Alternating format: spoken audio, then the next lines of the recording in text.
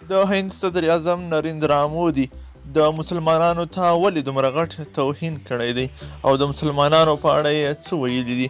سلامونه او پښتنه مینه، تاسو ګورئ ټاپ پښتو چینل.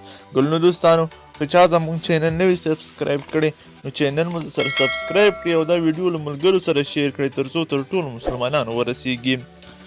د هندوستان صدر اعظم نریندرا مودي د تابعیت نوي قانون په اړه په نوي ډیلي کې یوې لویې اجتماع ته په وینا کې خلکو ته ډاډ ورکړ. د دغه قانون پر ضد مرګوني پراخو اعتراضونو د مودي حکومت له هر بل وخت څخه ډیر تر فشار لاندې راوستی دی.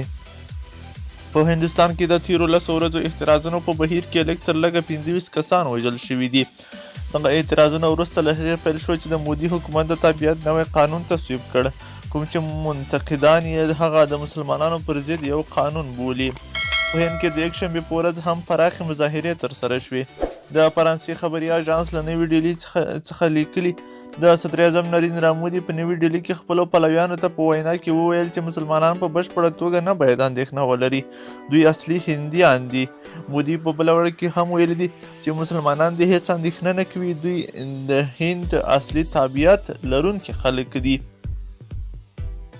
له بلې خوا د مودي د زرونو خلکو اجتماع ته د تابعیت نوی قانون او د خپل ملي سرشمېرنې پلان په اړه وینا کوله. ویل مسلمانان چې د هندوستان خاورې بچیان او د هغوی نیکونه د هندوستان د مور بچیان د هیڅ اړتیا نه لري چې اندېښنه وکړي.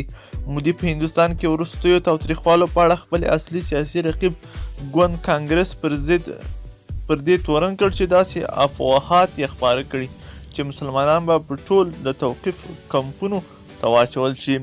مودي په دې اړه وویل د توقیف څخه هیڅ مرکزونه شتون نه لري. د توقیف مرکزونه په اړه دا ټولې خبرې درواغ دي او دراغ دي. په هند کې روانې پراخې مظاهرې تر ډیره سوله ییزې ترسره شوې، خو په ځینو حالاتو کې اعتراض کوونکو لخوا موټرو ته اور واچول شو. نو د دې پایلې په نتیجه کې نریندرا مودي ویل چې مسلمانان د اندېښنه نه کوي، دوی د هند اصلي بچیان دي. ګلنو دوستانو، که چیرې مو معلومات خوښ شوي وي نو زموږ چینل سره سبسکرایب کړئ، ویډیو مو له ملګرو سره شیر کړئ.